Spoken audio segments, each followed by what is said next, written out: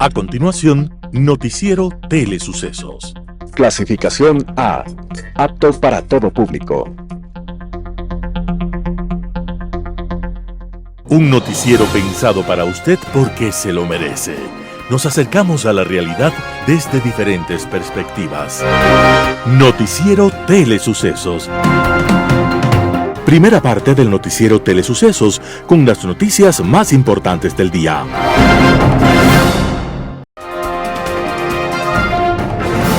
Un día como hoy. La historia podría ocurrir en cualquier momento. Un avión lleno de niños sufrió un accidente, se estrelló en una isla solitaria en medio del océano y murieron todos los adultos. De esta forma, los niños se encontraron solos, abandonados a su suerte y a sus fuerzas. El mayor de ellos tenía apenas 14 años y lejos de la familia y la civilización, sin normas ni vigilancias represivas, se desencadenaron en los niños todas las fuerzas primitivas. Aquella isla poblada por niños que arrastraban todo el bagaje de la cultura de la ciudad fue el escenario para que los niños desmintieran otra historia famosa, la de Robinson Crusoe. En Robinson Crusoe, un náufrago llegó a una isla solitaria y arrastró con él toda la cultura y la civilización, y terminó por imponerlas en la isla. En esta historia, la de los niños, aunque también llevaban con ellos la cultura y la civilización, fue la fuerza primaria del lugar salvaje y de los instintos las que terminaron por imponerse. Entonces se produjo la metamorfosis. Aquel grupo de disciplinados y angelicales escolares convirtieron la experiencia en un infierno y asomaron los demonios que todos los humanos llevamos dentro. El autor de esta novela, que nos obliga a reflexionar sobre la naturaleza del ser humano, fue William Holding, escritor británico, ganador del Premio Nobel de Literatura en 1983. Golding, que había nacido un día como hoy, 19 de septiembre de 1911, en su discurso de aceptación, dijo que los humanos producimos violencia como las abejas producen miel. Su obra es un llamado para que, sin desconocer los instintos que nos identifican, con mucha inteligencia, alguna vez podamos los humanos saborear las mieles del respeto y la convivencia. Las principales noticias del día.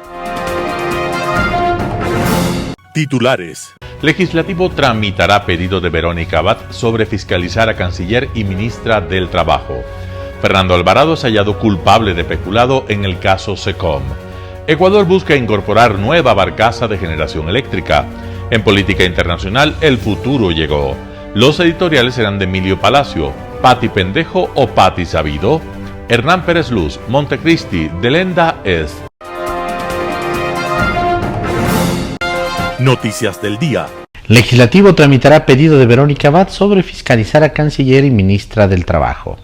La vicepresidenta Verónica Abad envió un oficio a la Asamblea Nacional en el que solicita que se fiscalice a la ministra del Trabajo Ivonne Núñez y a la canciller Gabriela Sommerfeld por supuesta persecución política, y el presidente legislativo Henry Clofe indicó que el pedido será puesto en el orden del día de la sesión del Pleno del próximo martes 24 de septiembre. El presidente de la Asamblea manifestó estar preocupado porque se intente usar otros mecanismos que no están en la Constitución para tratar de destituir a la vicepresidenta. Los antecedentes para solicitar la fiscalización contra las dos ministras del gabinete de Daniel Noboa, según Abad, son desde los decretos ejecutivos que la nombraron primero embajadora para evitar el escalamiento del conflicto entre Israel y Palestina, luego el que dispuso que permanentemente esté físicamente en la oficina consular en Tel Aviv, bajo la idea de precautelar el buen uso del gasto público, y finalmente en el que la asignó embajadora en Israel. Estas acciones, dice, constituyen un trato persecutorio y denigrante en su contra desde el Ministerio de Relaciones Exteriores. En el caso de la ministra del Trabajo, su pedido está relacionado por el sumario administrativo que se le inició en esa cartera de Estado, atribuyéndole indebidamente funciones que no le corresponden. Abad sostiene que el procesamiento y una eventual destitución de su cargo solo es competencia de la Asamblea Nacional. El Ministerio del Trabajo abrió un sumario administrativo a la vicepresidenta de Ecuador el 10 de septiembre del 2024 porque aparentemente habría incumplido la orden emitida por el Ministerio de Relaciones Exteriores de llegar a Ankara antes del 1 de septiembre. Verónica Abad llegó el lunes 9. Fernando Alvarado es hallado culpable de peculado en el caso SECOM. Los jueces Mercedes Caicedo, Julio Inga y Marco Rodríguez emitieron el fallo la mañana de este 18 de septiembre de 2024. La sentencia por peculado es por el denominado caso SECOM. En total fueron sentenciadas 4 personas. Fernando Alvarado, ex secretario de Comunicación del gobierno de Rafael Correa, condenado a 5 años de cárcel. Galo Patricio Pacheco, ex subsecretario de Medios Institucionales, sentenciado también a 5 años de prisión. Pablo Llanes Saltos, ex subsecretario de Comunicación, condenado a una pena reducida de 1 año de cárcel, ya que es colaborador eficaz de la Fiscalía. Carlos Bravo, ex gerente de la empresa Gota Azul, sentenciado a 20 meses de prisión. Además, como reparación integral a favor del Estado, los 4 condenados deben pagar $225,000. Esta es una sentencia de segunda instancia, es decir, de apelación. Todavía los procesados podrían presentar un recurso de casación antes de que la condena sea ejecutoriada. Fernando Alvarado está prófugo en Venezuela desde octubre de 2018, cuando se retiró el grillete electrónico y escapó. Por esa evasión también tiene un llamado a juicio. Según los documentos judiciales, el caso SECOM, por el que ha sido sentenciado Fernando Alvarado, se refiere a hechos suscitados en 2014, cuando el exfuncionario lideraba la Secretaría de Comunicación SECOM. La Fiscalía lo acusó por peculado, ya que se habría mal utilizado fondos públicos asignados a esa cartera de Estado. Ecuador busca incorporar nueva barcaza de generación eléctrica. La Corporación Eléctrica del Ecuador, CELEC, lanzó un proceso urgente para alquilar una segunda planta eléctrica flotante con potencia de hasta 240 megavatios para hacer frente a la crisis energética. Las empresas interesadas tienen de plazo hasta este jueves 19 de septiembre del 2024 para presentar sus ofertas, y el 22 de este mismo mes se prevé adjudicar, es decir, en un plazo de 4 días. Esa solución se sumará a la barcaza Emry Bay, alquilada a la empresa turca Carpo Worship, que está funcionando ya desde el 16 de septiembre del 2024 con un aporte de 100 megavatios. Este barco se encuentra temporalmente anclado a orillas de la hoy extinta empresa Ecuagran en el sur de Guayaquil. La Comisión Técnica de CELEC evaluará las propuestas basándose en criterios de precio, plazo y la adhesión a los criterios técnicos establecidos en los términos de referencia, y seleccionará la propuesta más conveniente para el país, señaló la empresa pública. Asimismo, se conoció que esta adjudicación se realizará bajo un proceso de emergencia autorizado tras declarar en emergencia a la empresa pública. El ministro de Energía, Antonio Goncalves, anunció que también se contratará una tercera barcaza y que se adelantan tareas de interconexión eléctrica con Perú, de tal manera que el país cuente con 1.200 megavatios contratados. Entrevista del día. En Radio Sucesos, Iván Rodríguez, exministro de Energía, habló sobre la crisis energética que se vive en el país. Escuchemos lo que dijo. Esto, sin duda alguna, es una herencia de varios gobiernos, ¿no? El SENACE ya ha informado desde principios del gobierno y antes de la falta de mantenimiento en plantas térmicas. No hay recursos en lo absoluto, hay falta de gestión. Es decir, yo no podría responsabilizar a este gobierno de lo que está sucediendo, pero sí puedo decir que no se hizo la tarea a tiempo, ¿no? Porque recién estamos reaccionando y ya casi vamos a cumplir 1 año. Tuvimos una ministra que no tenía el perfil para ese cargo, ¿no? Y salió como ya conocemos, ¿no? Tuvimos, incluso yo responsabilizo aquí a la Asamblea Nacional, porque hubo esa famosa ley no apagones, no más apagones, ¿no? Pero hay una falta de acuerdo entre lo que quiere la Asamblea y lo que quiere el Ejecutivo, cuando realmente nosotros los ecuatorianos somos los que sufrimos y pagamos los platos rotos. Entonces, no hay una colaboración. Yo creo que a estas alturas debemos revisar la norma legal. Aquí no es cuestión de privatizar el sector, pero sí usted necesita recursos porque el Estado no los tiene.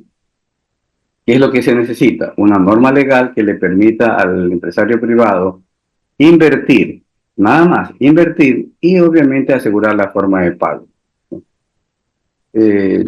Dar impulso, por ejemplo, a los paneles solares. No es la solución, ¿no? Pero si usted comienza a agregar 20 megavatios por aquí, 10 megavatios por acá, si le hace mantenimiento a las plantas térmicas, si adquiere préstamos de gobierno a gobierno, plantas térmicas para reemplazar las que tienen más de 30 o 40 años, ¿no? Usted va a poder superar el problema, no en este año, ¿no? Sino en los 2 o 3 años. Pero usted tiene que comenzar. Respondiendo a su pregunta, yo no le doy la responsabilidad completa a este gobierno. Es una herencia de los otros gobiernos, pero yo creo que tampoco tuvieron la agilidad suficiente, ¿no? Y incluso los nombramientos de ciertos funcionarios no van con el perfil adecuado. Ahora, ministro, ingeniero, usted dice algo que es bien importante. Se le pide al sector eléctrico que se autoabastezca, que genere su energía, pero la regulación es complicada. Y si no estoy equivocado, el sector privado puede generar 2 megavatios. ¿Qué pasa con los sectores que pueden generar 10 megavatios? Es decir, una empresa grande que tenga una capacidad instalada para generar 10, 8 megavatios de energía, pero solo puede abastecerse con 2. Discúlpeme, si se fue la señal, ¿podría preguntar? Sí, justamente, sí, le decía que se le pide al sector privado que autogenere su energía, pero la regulación no le permite, si no estoy equivocado, más de 2 megavatios. Bueno, el concepto de autogeneración, usted puede generar mucho más. Incluso usted tiene varios grupos hidroeléctricos, que algunos son del grupo Supermaxi, que generan 50, 60, 70 megavatios. La nueva regulación, la nueva ley, sí hacía alguna limitación en 10 megavatios, y en lo que respecta a paneles solares hasta 2 megavatios, ¿no? Y es lo que estamos hablando. Es decir, si usted no entiende que las regulaciones del Arconel deben adaptarse a la realidad, entonces no funciona. Por eso yo creo que el Arconel debe cambiar su estructura actual, no debe tener un directorio en la que intervenga el sector productivo y le permita conocer a los funcionarios del Arconel que hacen estas regulaciones qué es lo que está pasando afuera y qué es lo que necesitamos, ¿no? Fíjese que, por ejemplo, en este reglamento de asociatividad, hubo un funcionario de Semplades, que ahora se llama Planifica Ecuador, que no estaba de acuerdo con ciertos reglamentos. Entonces, parte del problema es que hay funcionarios, ¿no?, que piensan de otra manera y sencillamente detienen el proceso de la aprobación de la norma legal, ¿no? Y usted necesita un ejecutivo fuerte que muchas veces pegue un manotón en el escritorio y diga, esto debe salir, ¿no? Pero no es correcto que un funcionario, por más respetable que sea ese funcionario, detenga la aprobación de una norma legal 2 o 3 semanas, y esa norma legal permite el financiamiento del sector privado para hacer obras. Entonces nosotros debemos darnos un baño de verdad y decir, a ver, esta norma legal es la que nosotros necesitamos. ¿Necesitamos recursos del sector privado? Sí. ¿Qué debemos hacer para que esos recursos lleguen? Pero eso no está sucediendo. Entonces necesitamos un ejecutivo fuerte que se imponga y diga, de plazos, porque fíjese que este reglamento de asociatividad que yo estoy hablando, yo lo vengo conversando por lo menos desde el enero, que es el mes 1. Estamos en el mes 9. Ha pasado 8 meses, ¿no? Y todavía ese reglamento no está listo. Y ese reglamento sería una boya para que el sector privado invierta en transformadores, por ejemplo, en distribución.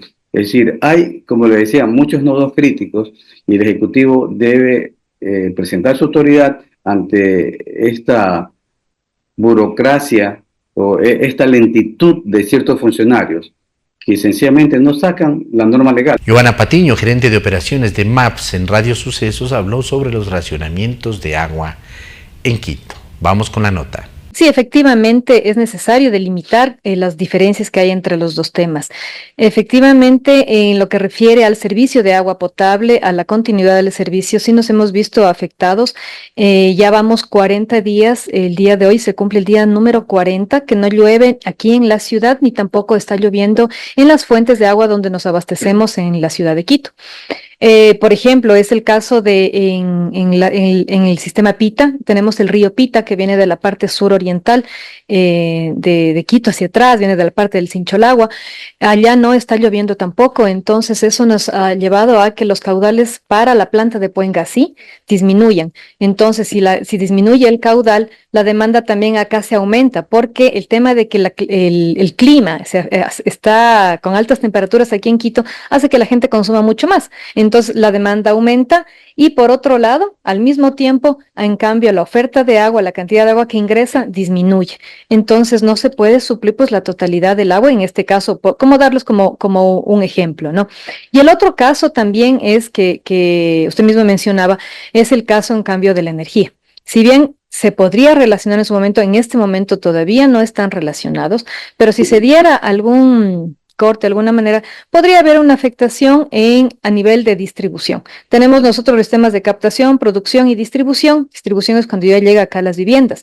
En todo caso, lo que es captación y producción, estamos protegidos en las plantas grandes de tratamiento, las que abastecen al 88% de la población, tenemos generación propia. Sin embargo, en distribución existen las partes altas de la ciudad, que a esas sí habría que, esas se alimentan a través de bombeo, o sea, tienen que subir altas geográficamente a un poco más alto, entonces ahí se necesitan sistemas de bombeo y esos probablemente, si es que existen cortes de energía muy extensos o muy seguidos, podrían verse afectados, que es un porcentaje menor en realidad, que no afectaría a toda la ciudad. Ahora, el agua potable es un sector estratégico. El ministro de Energía ha dicho que no se va a cortar la luz en los sectores estratégicos y eso incluye al agua potable. Pero eso incluye a los sectores de producción de agua potable. ¿Las zonas de bombeo sí serían afectadas por un apagón? Podrían ser en algunas, tenemos unas 5 estaciones de bombeo que son las más grandes que podrían verse afectadas. Sin embargo, estamos haciendo las coordinaciones ya desde que supimos esta novedad, tanto con SENACE como con Empresa Eléctrica, para evitar que los cortes se den en esos sitios que tienen mayor cantidad de usuarios o al menos sean menores horas. Porque mientras menos cantidad de horas pues es más rápido luego poder habilitar el servicio de agua potable. ¿Qué pasa en un corte de 8 horas? No significa que si la luz se va de 10 a 6 de la mañana, el agua regresa a las 6 de la mañana. En algunos sectores se toma muchas horas, incluso días.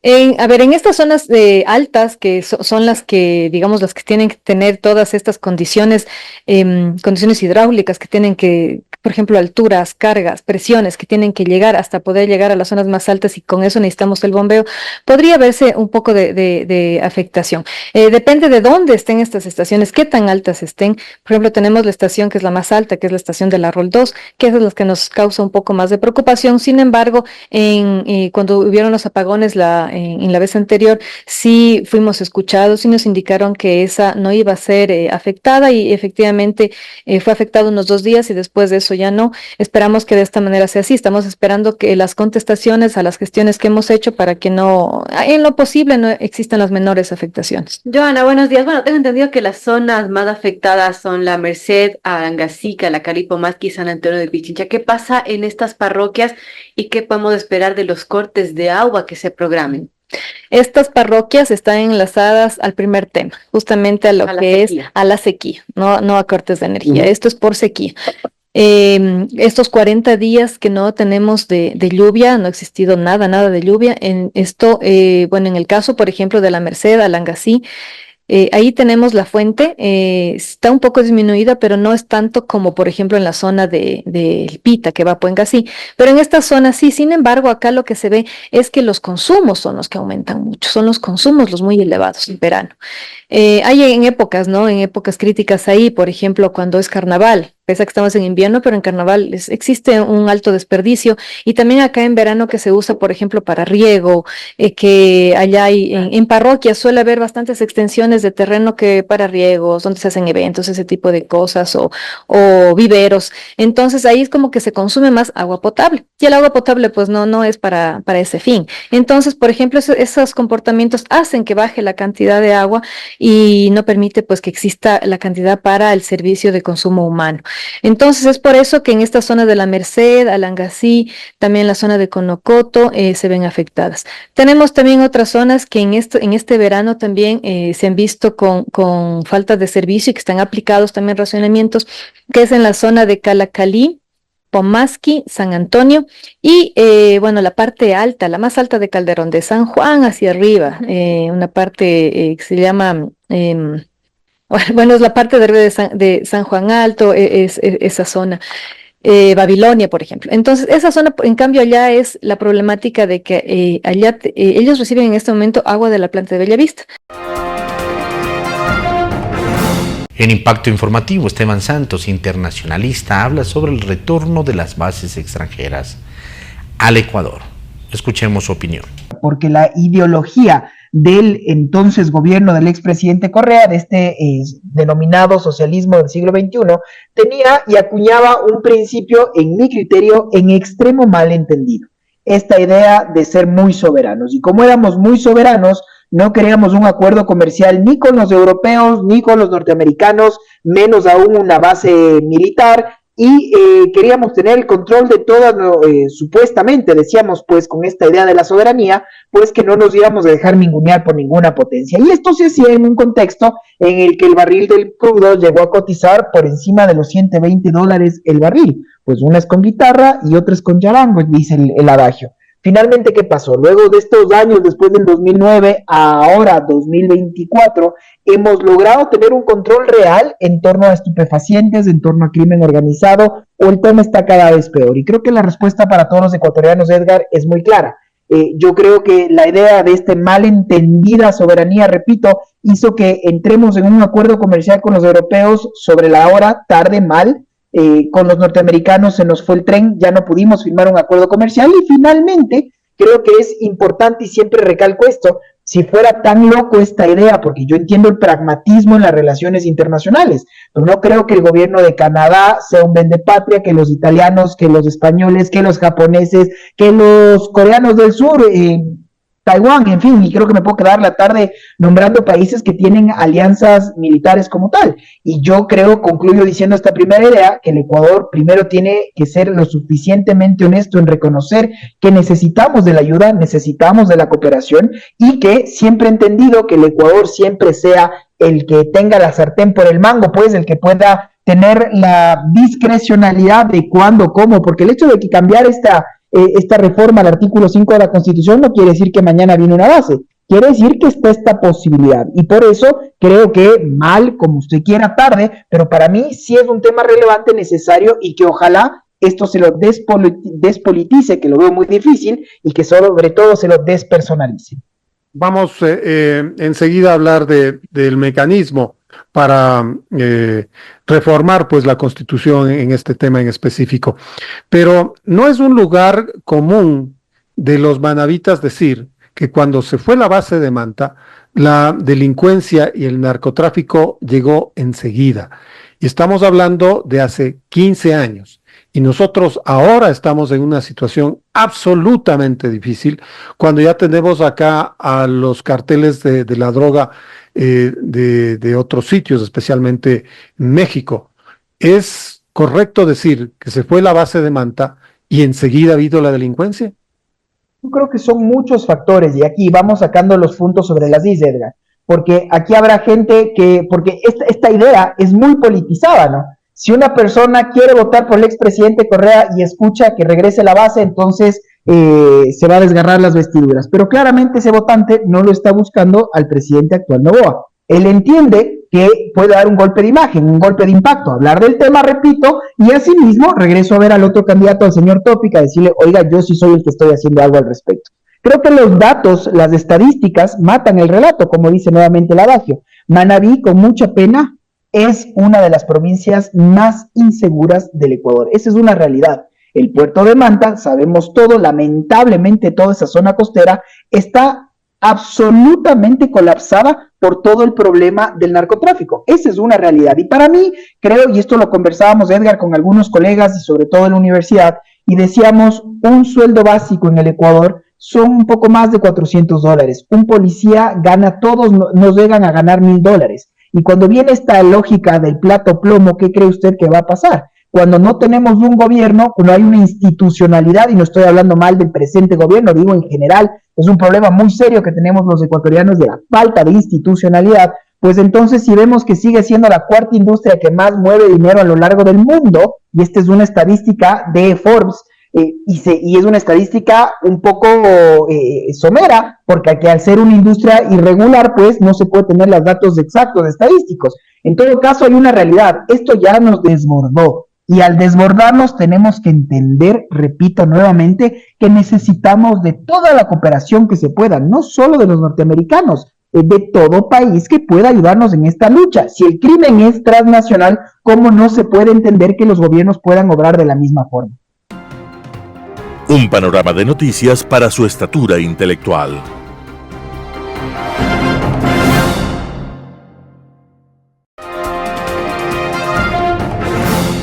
Global Hoy con Alan Cate. El futuro llegó.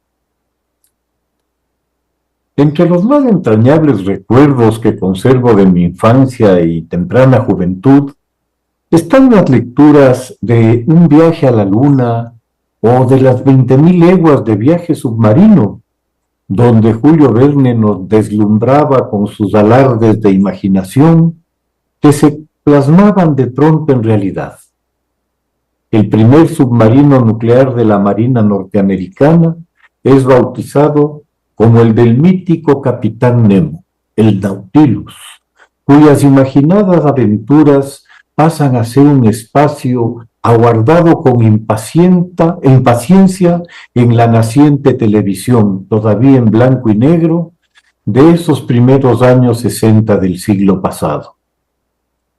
El viaje a la Luna sería aún más vivencial, pues la era espacial se inició con el lanzamiento en el año de 1957 del primer artefacto que logró liberarse de la gravedad terrestre y llegar al espacio sideral, el Sputnik 1. Vendría luego el viaje de Laika, la perrita que sería el primer ser vivo en llegar al espacio y sobrevivir por unos momentos, y el del primer astronauta, Yuri Gagarin, en orbitar la Tierra en 1961.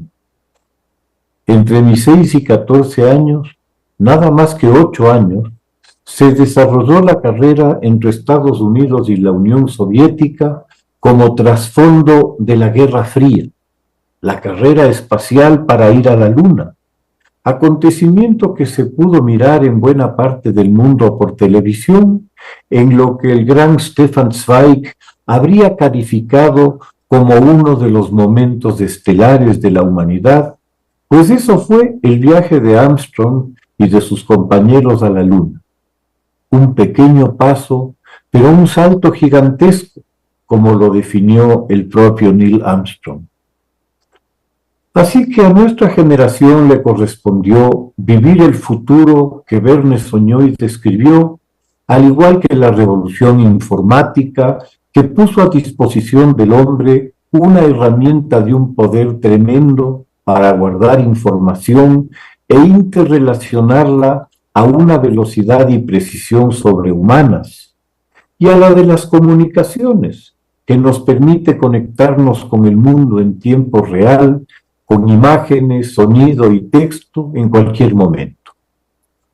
Esa generación pasó de la regla de cálculo a la calculadora y luego al computador en 15 años, pero debió vivir a la sombra de una pesadilla nuclear que había mostrado su aterrador rostro en 1945 en las ciudades de Hiroshima y Nagasaki, arrasadas por el fuego del cielo. A los 7 años recuerdo el miedo y el desconcierto del entorno por la crisis de octubre, cuando en 1962 el mundo se acercó al abismo nuclear con el intento de la Unión Soviética por instalar misiles nucleares en Cuba.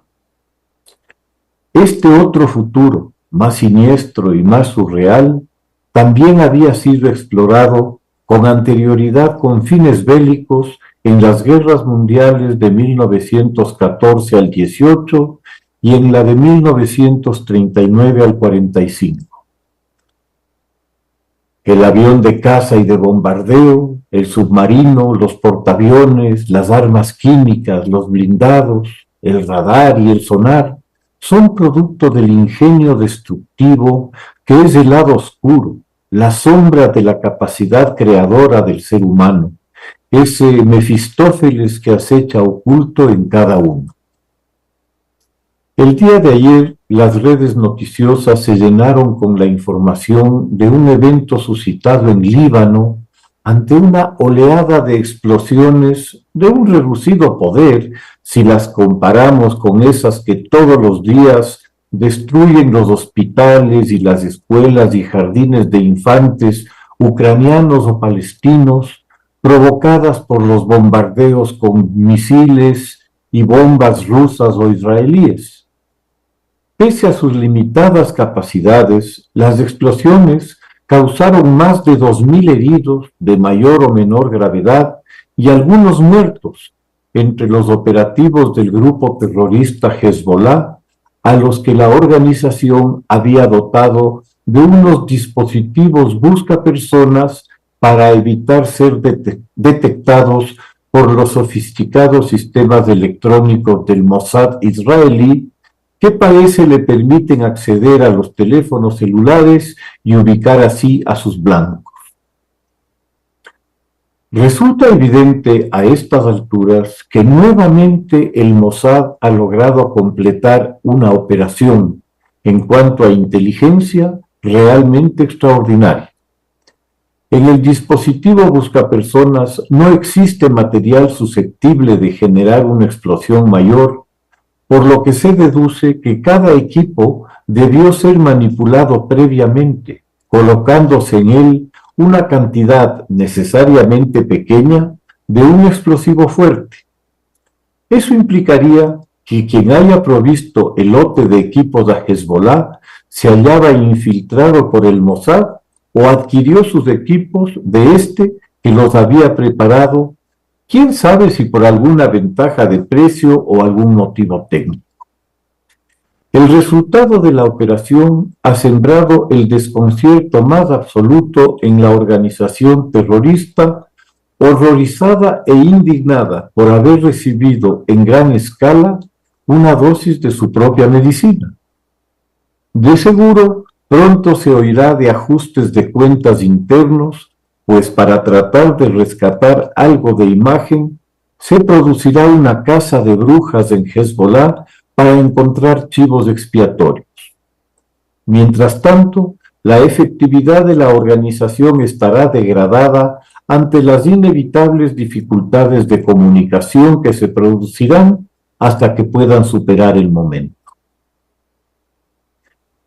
Más allá del éxito de esta operación, surgen de manera inevitable inquietudes y recelos en torno a los potenciales riesgos que se puede vincular a las tecnologías masivas que se han vuelto omnipresentes. Existen al momento en el mundo más dispositivos celulares que seres humanos, y otros elementos de mayor complejidad, como laptops, PCs o tablets, se cuentan por cientos, si no miles de millones de unidades.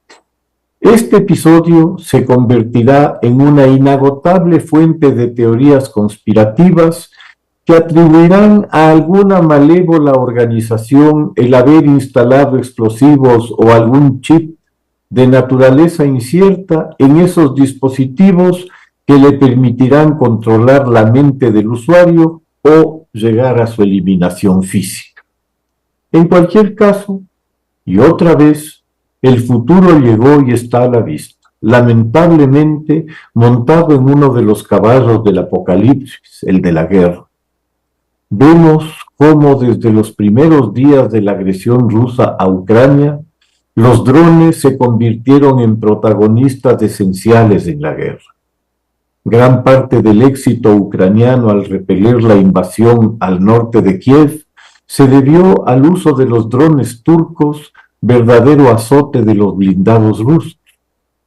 Ucrania logró negar a Rusia el control del Mar Negro gracias a sus drones navales que han obligado a Rusia a retirar sus barcos supervivientes al mar de Azov para evitar su continua destrucción.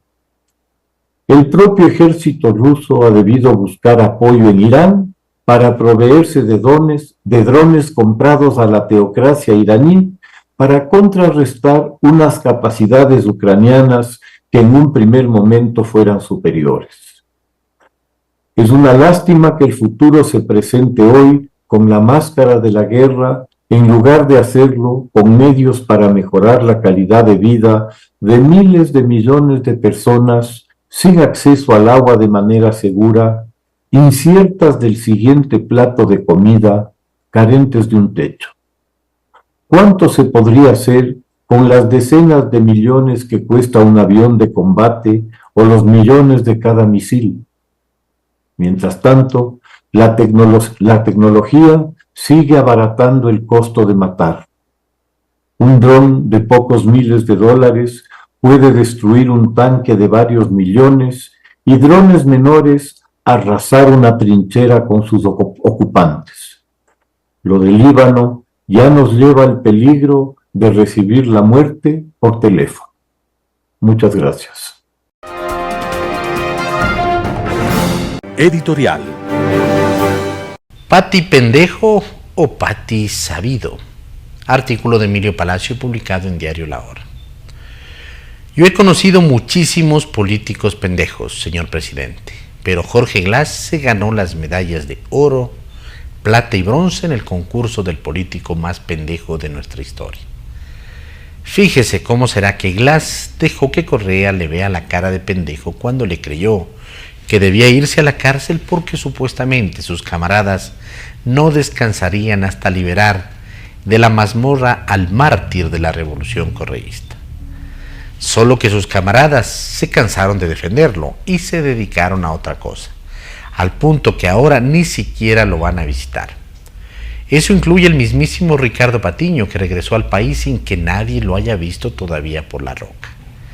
Claro que a lo mejor sí fue, solo que la prensa no se enteró.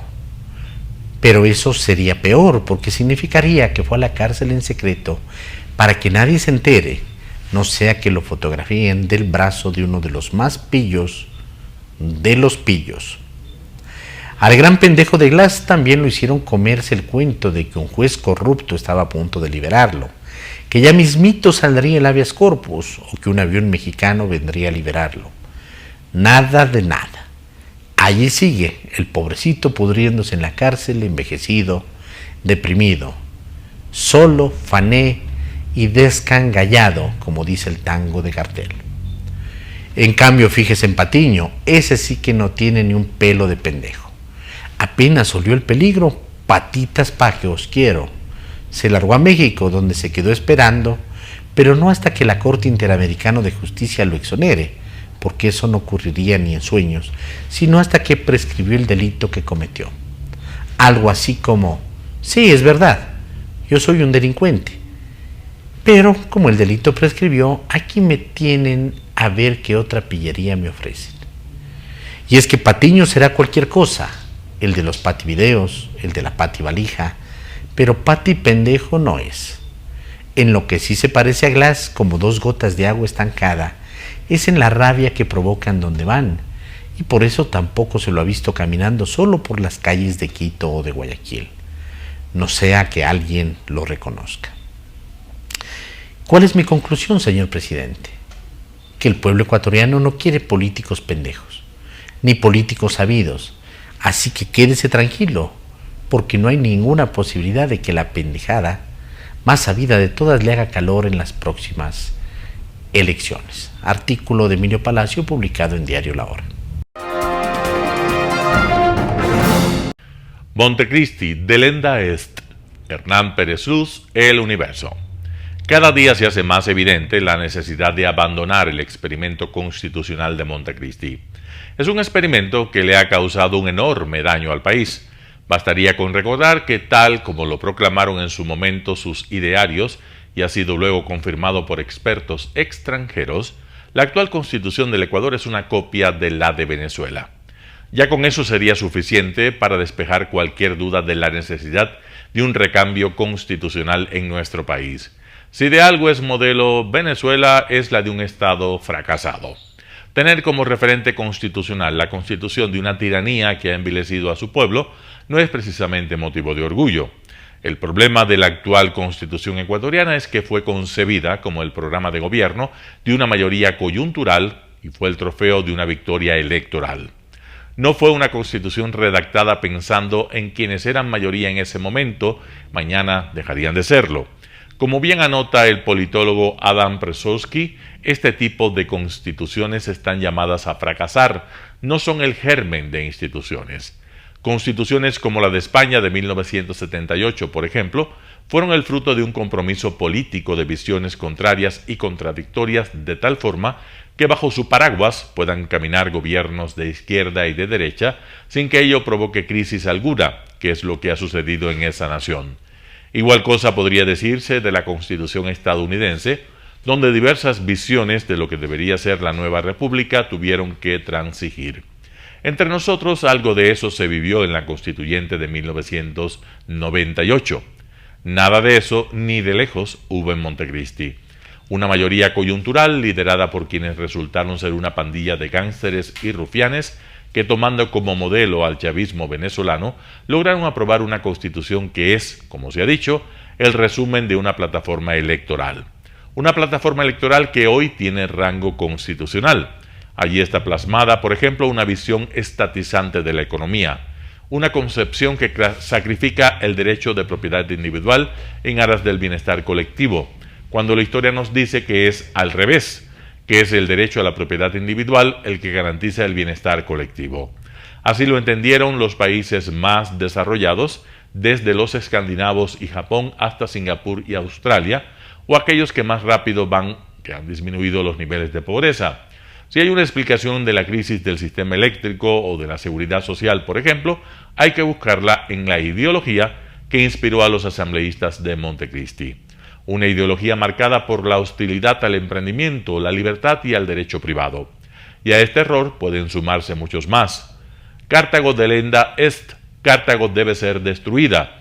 Era la advertencia con la que invariablemente terminaba Catón sus discursos en el Senado romano, sin importar a qué se referían los debates. Con ello, Catón recordaba a sus compatriotas sobre el peligro latente que los cartaginenses representaban a su civilización. Los ecuatorianos, más allá de nuestros problemas cotidianos, no debemos dejar de recordar todos los días que la Constitución de Montecristi constituye una amenaza mortal para el país. Como Cartago, ella debe desaparecer. Hernán Pérez Luz, El Universo. Noticias internacionales. La izquierda francesa critica el nombramiento de Séjourné, comisario europeo propuesto por Macron. La izquierda francesa critica el nombramiento del comisario europeo propuesto por Macron. Ursula von der Leyen le presentó en el Parlamento Europeo. Stéphane Séjourné will be the Executive Vice President for Prosperity and Industrial Strategy. El presidente de Francia, Emmanuel Macron, propuso inicialmente la reelección como comisario de Thierry Breton, pero este lunes dimitió de sus funciones con carácter inmediato al saber que sería reemplazado por Séjourné. Breton calificó la gobernanza de von der Leyen de cuestionable en su carta de despedida. La gauche est très critique avec le choix de lâcher M. Breton et aussi le choix de nommer M. Séjourné, qui est un très proche du président. Et ça va bien dans le narratif de l'extrême droite qui veut toujours nous expliquer que la Commission européenne décide de tout et que la France n'a plus de souveraineté. Et là, ils tiennent un bon exemple pour montrer que Mme von der Leyen est capable d'imposer des choses au président français. Críticas al margen, el nuevo comisario francés tendrá amplias responsabilidades en materia industrial, de pequeñas y medianas empresas y mercado único. El siguiente paso del proceso sigue siendo la sesión de ratificación en el Parlamento Europeo.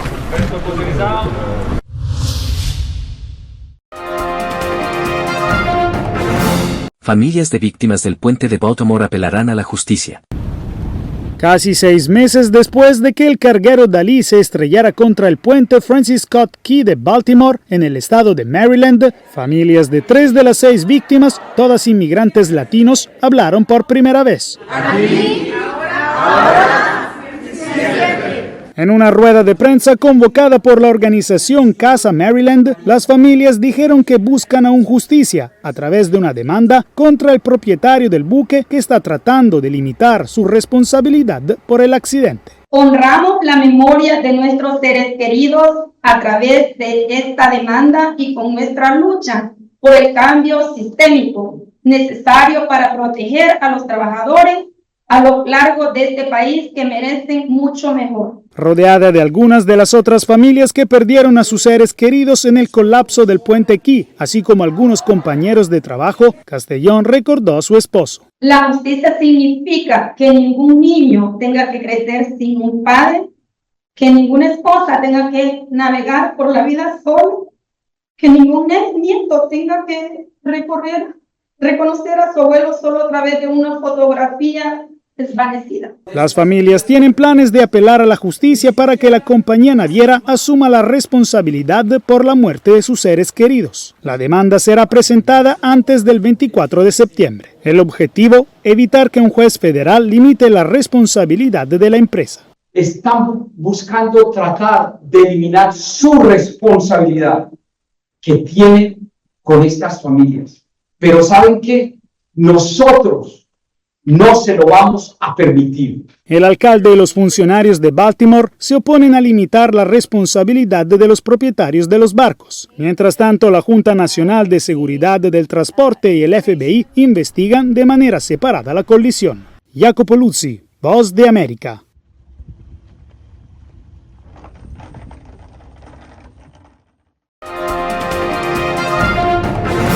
Esto es lo que hay que saber sobre las mortales explosiones de buscapersonas dirigidas contra Hezbollah.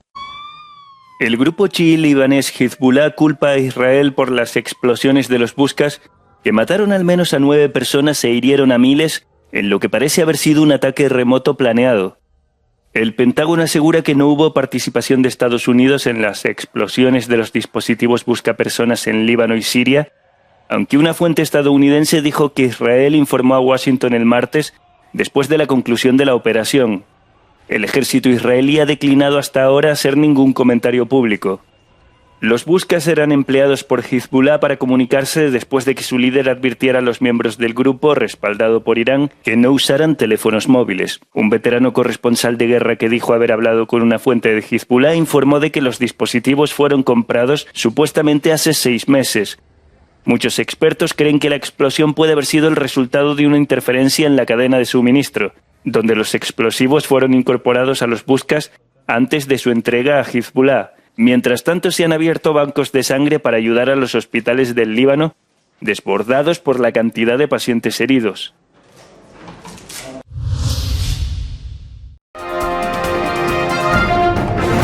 Rusia evacúa parte de la región de Tver tras un ataque ucraniano con drones.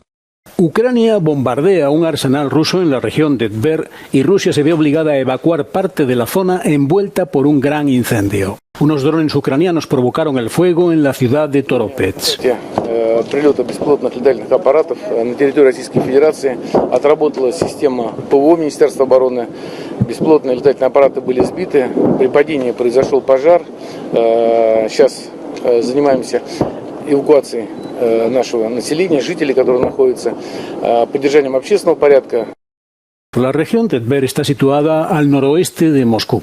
Estas imágenes satelitales de la NASA muestran múltiples fuentes de calor que emanan de la zona este miércoles por la mañana. Un funcionario de seguridad de Kiev afirma que el ataque fue llevado a cabo por el Servicio de Seguridad de Ucrania y asegura que el ataque destruyó varios arsenales del ejército de Rusia. Mientras tanto, el Ministerio de Defensa ruso ha publicado imágenes que aseguran muestran a cazabombarderos en un ataque al personal y equipo de las Fuerzas Armadas de Ucrania en la región de Kursk. Fuerzas rusas también lanzaron 3 bombas aéreas con guía al blanco sobre la región ucraniana de Sumy, hiriendo a 2 personas y dañando casas y vehículos. En Zaporilla, los vecinos siguen intentando recuperarse de las consecuencias de un ataque ruso que mató a 2 personas y dejó 5 heridos.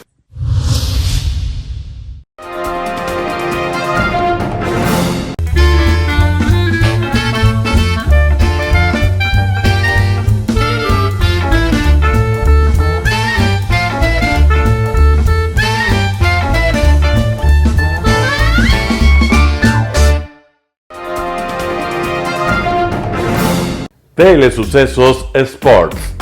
Deportes, deportes, deportes.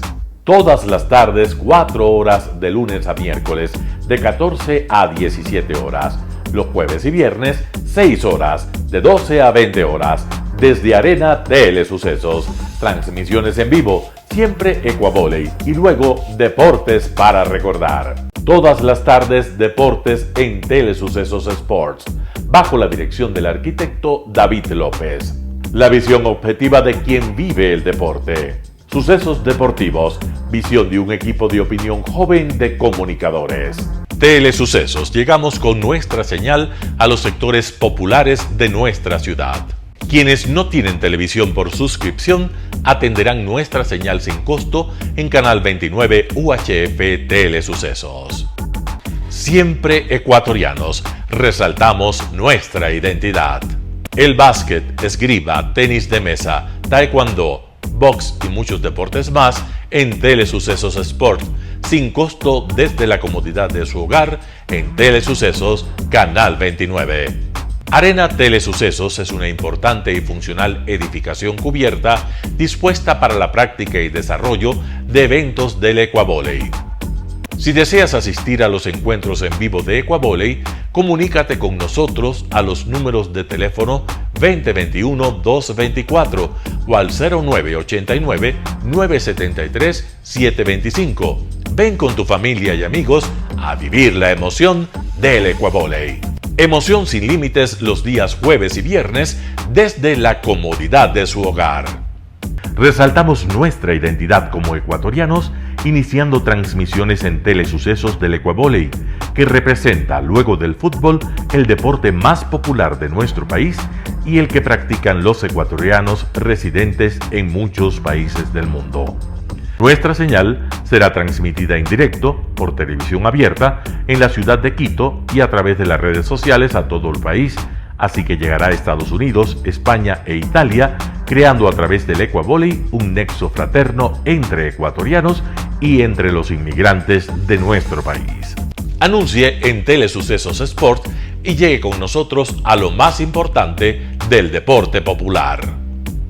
Telesucesos, con sus transmisiones, jerarquizará esta práctica deportiva, convocando importantes competencias de Ecuavóley dentro y fuera del Ecuador. Llegando con deportes no atendidos por los medios de comunicación que han concentrado su acción en el fútbol. El tenis, box, golf, racquetball llegarán a su pantalla de televisión en tiempo real a través de Canal 29 UHF, competencias que podrán ser atendidas a través de Facebook, YouTube y vivir los encuentros deportivos en directo y en tiempo real. Esté atento a nuestros horarios especiales de transmisión los fines de semana y feriados.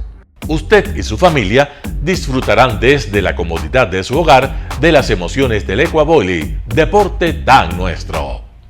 Somos inéditos y para ello disponemos de un escenario cubierto propio, Arena Telesucesos, desde donde transmitimos nuestros encuentros masculinos y femeninos de este deporte. Simple y gratuito. Llama a nuestros números de contacto 2021-224 o al 0989-973-725 y regístrate como invitado especial para nuestros eventos en vivo. Arena Telesucesos, el escenario cubierto para la práctica del deporte 100% ecuatoriano, el Ecuavóley. Telesucesos es un canal de televisión que incorpora a su programación manifestaciones culturales y deportivas que marcan la identidad de nuestro país. Consideramos que el Ecuavóley es una manifestación deportiva con partida de nacimiento popular y nombre propio ecuatoriano. Arena Telesucesos, funcional espacio cubierto para la práctica y desarrollo del deporte. Arena Telesucesos, el escenario para campeones. Arena Telesucesos atiende deportes de su preferencia: básquetbol, tenis de mesa, esgrima, taekwondo, fútbol sala, box, halterofilia. ¿Cómo llegar? Nuestras instalaciones se encuentran en el norte de la ciudad, en un sector de gran crecimiento y desarrollo urbano al que se accede a través de la vía E35, más conocida como la Avenida Panamericana Norte. Desde el centro comercial El Portal, a 2 kilómetros a la derecha, se encuentra la calle García Moreno, antiguo camino a Llano Grande, una arteria en la que se desarrollan dinámicos comercios. Junto al centro comercial Ciudad Alegría, a 100 metros, hemos llegado a nuestras instalaciones, Arena Telesucesos, la cancha del Ecuavoley. Por fin tiene usted un espacio de difusión de su deporte preferido. Telesucesos, el canal de televisión siempre inédito. El noticiero Telesucesos es retransmitido de lunes a viernes a las 7 horas por Radio Planeta Sur 106.1 FM de la ciudad de Loja. Noticiero Telesucesos. Las opiniones vertidas en este espacio por la producción y dirección del programa son de exclusiva responsabilidad de sus autores y de quienes intervienen en ellos.